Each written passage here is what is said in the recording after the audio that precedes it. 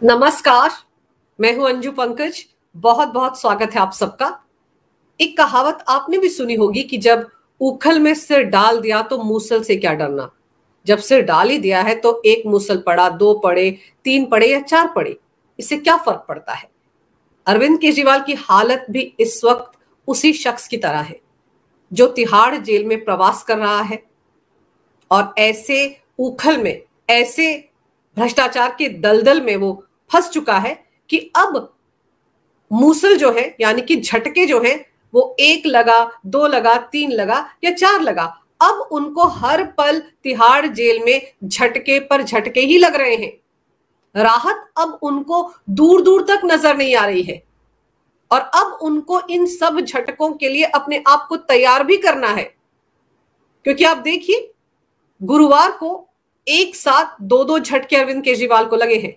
पहला झटका तो उनके लिए यह है कि बीआरएस की नेता के कविता, जो अभी तक ईडी की हिरासत में थी, फिर न्यायिक हिरासत में भेज दी गई थी, उन्हें सीबीआई ने गिरफ्तार कर लिया। सीबीआई उनका रिमांड लेने के लिए आज राउज एवेन्यू कोर्ट में उन्हें पेश करेगी।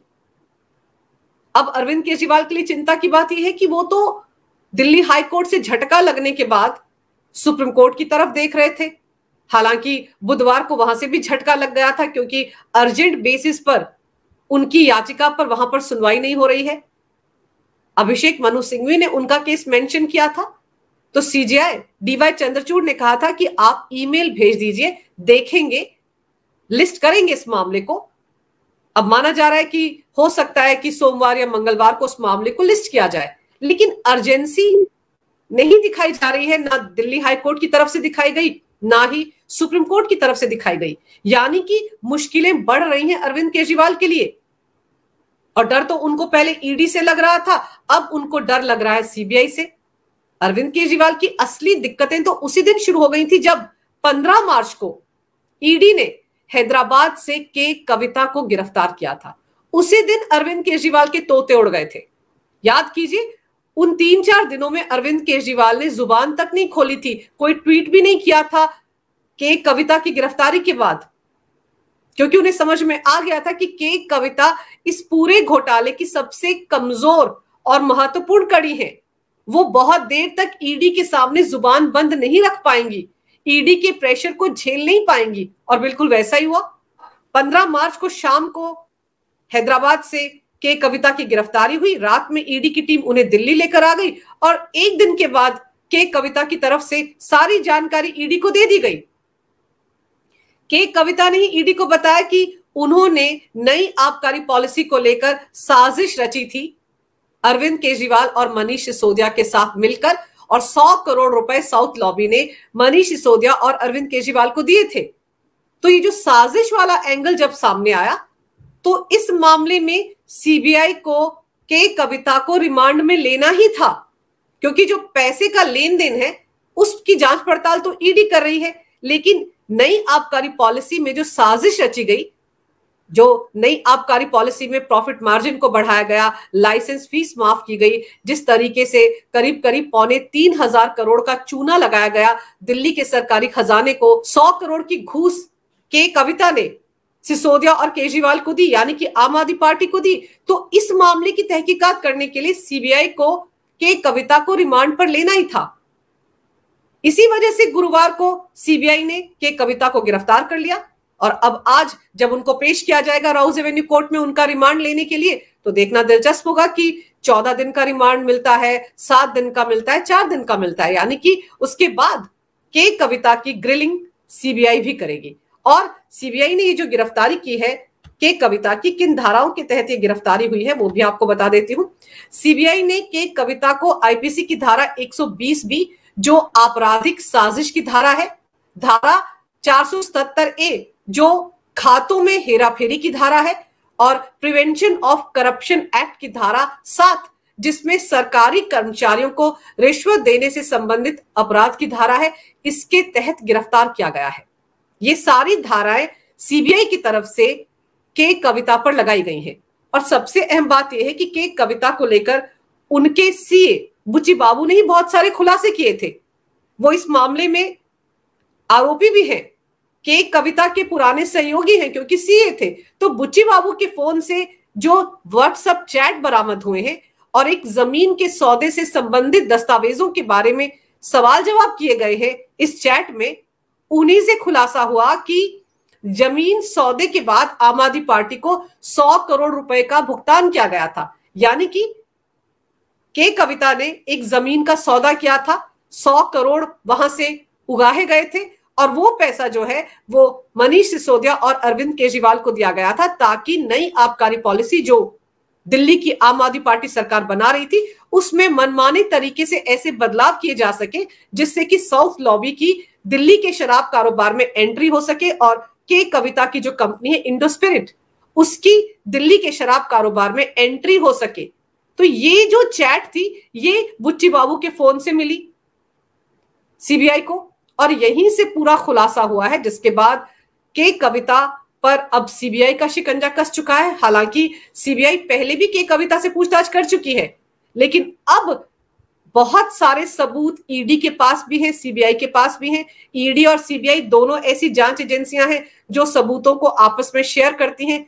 ऐसे में के कविता के लिए अब मुश्किलें और बढ़ गई हैं। लेकिन समझने वाली बात यह है कि मुश्किलें के कविता की बढ़ी हैं, लेकिन परेशान तिहाड़ की बैरक नंबर 2 में दिल्ली के कट्टर ईमानदार सीएम अरविंद केजरीवाल हो रहे हैं।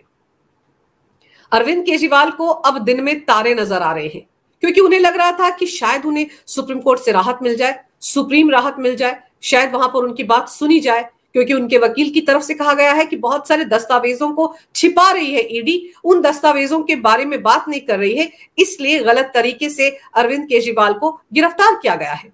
इस आधार पर अरविंद केजरीवाल को लग रहा है शायद उन्हें राहत मिल जाए। लेकिन अब मुश्किल यह है कि मान लीजिए अरविंद केजरीवाल को सुप्रीम कोर्ट से राहत मिल जाती है तो भी सीबीआई उन्हें गिरफ्तार करने के लिए तिहाड़ के दरवाजे पर खड़ी होगी क्योंकि अभी तो सीबीआई को भी पूछताछ करनी है। ईडी तो पैसे के लेन देन को लेकर पूछताछ कर चुकी है, लेकिन अब जो साजिश का एंगल के कविता ने बताया है, 100 करोड़ की घूस दी गई है सिसोदिया और केजरीवाल को, उस बारे में सीबीआई भी तो पूछताछ करेगी। और आपको याद होगा पिछले साल अप्रैल में सीबीआई ने अरविंद केजरीवाल को सम्मन भेजा था। अरविंद केजरीवाल पूछताछ के लिए सीबीआई के हेडक्वार्टर पहुंचे थे। करीब करीब 9.5 घंटे तक उनसे पूछताछ की गई थी और उस वक्त भी आम आदमी पार्टी में हड़कंप मच गया था।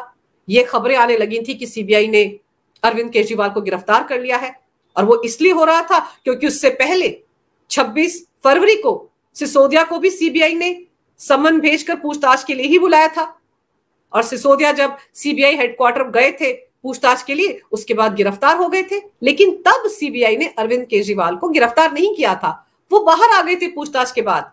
तब अरविंद केजरीवाल ने बाहर आकर कहा था कि उन्होंने सारे के सारे सवालों के जवाब बिल्कुल सही सही दे दिए। उनका कहना था बड़े ही सौहार्दपूर्ण वातावरण में सीबीआई ने उनसे पूछताछ की और करीब करीब 60 सवाल उनसे पूछे गए। अरविंद केजरीवाल ने तो कह दिया था कि उनसे पूछे गए सारे सवालों के जवाब उन्होंने सही सही दे दिए, लेकिन अब पता चलेगा कि उन्होंने कितने सवालों के सही जवाब दिए थे क्योंकि ईडी की तरफ से तो कभी कुछ नहीं कहा गया। ये तक नहीं कहा गया कि अरविंद केजरीवाल ने किस किस सवाल का जवाब दिया, किस किस सवाल पर वो मुंह फुलाकर बैठे रहे और कह दिया कि मुझे तो कुछ याद ही नहीं है। तो अब अरविंद केजरीवाल की टेंशन इसलिए बढ़ गई है कि पहले के कविता की 15 मार्च को गिरफ्तारी हुई ईडी के द्वारा, अरविंद केजरीवाल 21 मार्च को गिरफ्तार हो गए, हफ्ते भर बाद। अब के कविता की गिरफ्तारी हो रही है सीबीआई द्वारा, तो अरविंद केजरीवाल की भी सीबीआई द्वारा गिरफ्तारी तय है। अरविंद केजरीवाल बच ही नहीं सकते सीबीआई से और ये सब कुछ अरविंद केजरीवाल को होता हुआ दिख रहा है, इसलिए वो परेशान है। उनको लग रहा है कि राहत मिली ना मिली लेकिन सीबीआई उन्हें गिरफ्तार करेगी और सीबीआई पहले भी कह चुकी है। जब आपको याद होगा राउज एवेन्यू कोर्ट में मनीष सिसोदिया करीब करीब 2 हफ्ते पहले अपनी जमानत के लिए गए थे तो सीबीआई ने उनकी जमानत का विरोध किया था और उस वक्त कहा था कि अभी कुछ हाई प्रोफाइल लोगों की गिरफ्तारी होना बाकी है, ऐसे में सिसोदिया को जमानत नहीं दी जा सकती क्योंकि वो एक प्रभावशाली नेता हैं, बाहर जाकर गवाहों को प्रभावित कर सकते हैं। तो उस वक्त ये कयास लगने शुरू हो गए थे कि क्या अरविंद केजरीवाल को सीबीआई गिरफ्तार करेगी। और इस स्टेटमेंट के बाद आम आदमी पार्टी के नेताओं ने बाकायदा प्रेस कॉन्फ्रेंस करके शोर मचाना भी शुरू कर दिया था कि सेक्शन 41A के तहत सीबीआई अरविंद केजरीवाल को गिरफ्तार करने वाली है। और तब इस पूरे मामले को राजनीतिक रंग भी दिया गया था। ये कह दिया गया था कि कांग्रेस और आम आदमी पार्टी के बीच गठबंधन हो रहा है और ये गठबंधन ना करे आम आदमी पार्टी, इसलिए मोदी सरकार उन पर दबाव डाल रही है, इसलिए अरविंद केजरीवाल को गिरफ्तार किया जा सकता है। लेकिन तब सीबीआई ने अरविंद केजरीवाल को गिरफ्तार किया ही नहीं। वो तो अरविंद केजरीवाल खुद ईडी के सम्मन्स को नकार रहे थे और मामला यहां तक पहुंच गया कि वो खुद दिल्ली हाईकोर्ट पहुंच गए कि वो पूछताछ के लिए तैयार है, लेकिन दंडात्मक कार्रवाई उनके खिलाफ ना की जाए, उन्हें प्रोटेक्शन दी जाए। वहीं पर मामला फंस गया। कोई राहत उनको दिल्ली हाईकोर्ट से नहीं मिली और दिल्ली हाईकोर्ट ने ईडी के सबूतों को देखने के बाद ये कहा था 21 मार्च को दिन में कि इतने पुख्ता सबूत अगर ईडी के पास अरविंद केजरीवाल के खिलाफ है तो आज तक उन्हें गिरफ्तार क्यों नहीं किया आपने। और देखिए उसी दिन शाम 7 बजे 10वां सम्मन लेकर ईडी की टीम शीश महल में पहुंच गई। 2 घंटे की पूछताछ के बाद अरविंद केजरीवाल को ईडी शीश महल से उठा कर ले गई। दूसरा एक और झटका जो अरविंद केजरीवाल को लगा है वो ये है कि विभव कुमार जो उनके निजी सचिव हैं, जो बताया जाता है कि परिवर्तन एनजीओ जब वो चलाया करते थे उस वक्त से उनके साथ हैं, उनकी सेवाएं समाप्त कर दी गई हैं, उन्हें उनके पद से बर्खास्त कर दिया गया है। दिल्ली के विजिलेंस विभाग के जो स्पेशल सचिव हैं राजशेखर, उन्होंने 2007 के एक मामले का हवाला देकर यह आरोप लगाया है कि विभव कुमार ने सरकारी काम में दखल देने की कोशिश की थी और उनकी जो नियुक्ति हुई है आम आदमी पार्टी सरकार में वो दरअसल तमाम नियम कायदों को ताक पर रखकर की गई है। नियम कायदे फॉलो नहीं किए गए हैं, इसलिए उन्हें उनके पद से हटा दिया गया है। अब ये बहुत बड़ा झटका है अरविंद केजरीवाल के लिए, क्योंकि इतने लाडले हैं विभव कुमार अरविंद केजरीवाल के कि उन्हें कायदे से उनकी पोस्ट के हिसाब से 4 कमरों वाला एक फ्लैट मिलना चाहिए था, लेकिन अरविंद केजरीवाल ने उन्हें एक बंगला अलॉट करके दिया था और ये बंगला भी दिल्ली जल बोर्ड के खाते से दिया गया था। यानी कि दिल्ली जल बोर्ड का अधिकारी दिखाकर उनको ये बंगला अलॉट किया गया था। और बाद में जब ये मामला सामने आया तो पीडब्ल्यूडी विभाग ने उनका बंगले का जो अलॉटमेंट था वो रद्द कर दिया था। और अब यही विभव कुमार जो है जब अरविंद केजरीवाल ईडी की कस्टडी में थे तो उनसे मिलने भी जाते थे। एक तरफ उनकी पत्नी सुनीता केजरीवाल उनसे मिलने के लिए जा रही थी और दूसरी तरफ विभव कुमार उनसे मिलने के लिए जा रहे थे। और वो तो तिहाड़ जेल में भी जब से अरविंद केजरीवाल बंद है वहां पर भी जाकर उनसे मुलाकात कर रहे थे और आरोप ये लग रहे थे कि वो अरविंद केजरीवाल से मिलने तो जाते हैं लेकिन वहां से ऑर्डर लेकर आते हैं अलग अलग मंत्रियों के लिए। वो जो चिट्ठियां पढ़ रही थी आतिशी सिंह या फिर सौरभ भारद्वाज, कहा जाता है कि वो चिट्ठियां भी वो ईडी की कस्टडी से लेकर आए थे। तो ऐसे में अरविंद केजरीवाल विभव कुमार के जरिए दिल्ली की सरकार को चलाने की कोशिश कर रहे थे। तो अब वही विभव कुमार जब अरविंद केजरीवाल के निजी सचिव ही नहीं रहे तो फिर तो वो तिहाड़ जेल में अरविंद केजरीवाल से मिलने के लिए भी नहीं जा सकते। तो ऐसे में अरविंद केजरीवाल अब क्या करेंगे। हालांकि आम आदमी पार्टी की तरफ से कहा जा रहा है कि वो ये जो बर्खास्तगी हुई है इसके खिलाफ ट्राइब्यूनल में जाएंगे, लेकिन अब मामला कानूनी दावपेंच में उलझ गया है और अरविंद केजरीवाल की दिक्कतें बढ़ गई हैं। और फिर अरविंद केजरीवाल तक तो ये खबरें पहुंच ही गई होंगी कि राजकुमार आनंद भी उनका साथ छोड़कर चले गए हैं। उन्होंने मंत्री पद से इस्तीफा दिया और आम आदमी पार्टी की प्राथमिक सदस्यता से भी इस्तीफा दे दिया। साथ ही साथ बाकायदा प्रेस कॉन्फ्रेंस करके उन्होंने पार्टी छोड़ने के कारण भी गिना दिए और सीधे सीधे अरविंद केजरीवाल को भ्रष्टाचार के कटघरे में खड़ा कर दिया।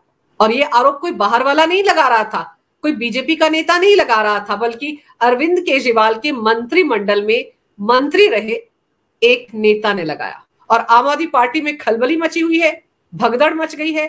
कौन कब कहां आम आदमी पार्टी का साथ छोड़कर चला जाए कोई कह नहीं सकता। संजय सिंह फिलहाल आम आदमी पार्टी को संभालते हुए नजर आ रहे हैं।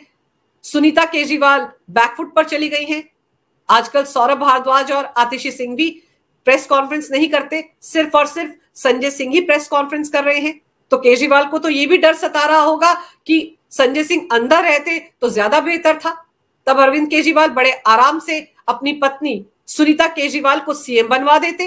लेकिन अब संजय सिंह बाहर आ गए हैं तो वो खेल भी खराब हो गया है। और अरविंद केजरीवाल को टेंशन ये भी हो रही होगी कि वो अगर 1-1.5 साल बाद बाहर निकलेंगे तो पता नहीं आम आदमी पार्टी का कुछ बचेगा भी या नहीं।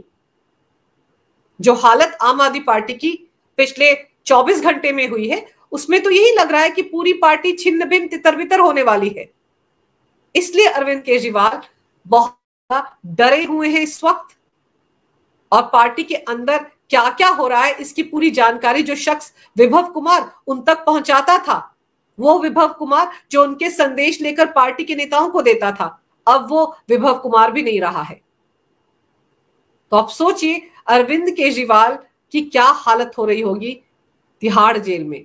और दूसरी तरफ ईडी की तरफ से कहा जा रहा है कि बहुत जल्द वो के कविता और अरविंद केजरीवाल के खिलाफ चार्जशीट कोर्ट में दायर करने वाले हैं। और उसमें सबसे अहम बात यह है कि इसी चार्जशीट में ईडी आम आदमी पार्टी को भी एक पार्टी बनाने जा रही है, आम आदमी पार्टी को भी आरोपी बनाने जा रही है। और अगर इस चार्जशीट में आम आदमी पार्टी को ईडी आरोपी बना देती है तो आम आदमी पार्टी का अस्तित्व खतरे में आ जाएगा, क्योंकि चुनाव आयोग में एक रजिस्टर्ड पार्टी है आम आदमी पार्टी, राष्ट्रीय स्तर की पार्टी है, उसकी मान्यता रद्द हो सकती है। उसको जो चुनाव चिन्ह मिला हुआ है चुनाव आयोग की तरफ से वो रद्द हो सकता है। तो अरविंद केजरीवाल की दिक्कतों की अभी शुरुआत हुई है, अभी तो ये ट्रेलर है, पिक्चर अभी बाकी है। ऐसे में समझने वाली बात यह है कि अरविंद केजरीवाल एक तरफ तो कानूनी पचड़े में लंबे नप गए हैं, उन्हें नहीं पता कि कितने दिन उन्हें तिहाड़ जेल में गुजारने पड़ेंगे, और दूसरी तरफ आम आदमी पार्टी के अंदर जो घमासान मचा हुआ है, वर्चस्व की जो लड़ाई मची हुई है, जो खींचतान हो रही है कि कौन सीएम की कुर्सी पर बैठ सकता है, कौन पार्टी का सबसे बड़ा नेता बन सकता है, इसको लेकर भी वो परेशान है। और जो उनकी पत्नी है सुनीता केजरीवाल, उनको भी ये समझ में नहीं आ रहा है कि कितने दिन तक ये शीश महल उनके पास रहेगा। अरविंद केजरीवाल तो शीश महल ही बचाना चाहते हैं ना, वो इसीलिए तो चाहते थे कि उनकी पत्नी को सीएम बना दे, वो इसीलिए तो चाहते थे कि अपनी पत्नी को सीएम की कुर्सी पर बैठा दे ताकि शीश महल बच जाए। लेकिन इस वक्त तो ना अरविंद केजरीवाल की साख बचती हुई नजर आ रही है और ना उनका शीश महल बचता हुआ नजर आ रहा है। इधर उनकी पत्नी शीश महल में जाग जाग कर रातें गुजार रही हैं और उधर अरविंद केजरीवाल तिहाड़ जेल की बैरक नंबर 2 में भी रात रात भर जागकर यही मंथन करने में लगे हुए हैं कि कैसे वो खुद को बचाएं, कैसे वो अपनी पार्टी को बचाएं और कैसे वो 45 करोड़ के शीश महल को बचाएं। अगर आपको ये वीडियो अच्छा लगे तो कृपया इसे लाइक करें, शेयर करें।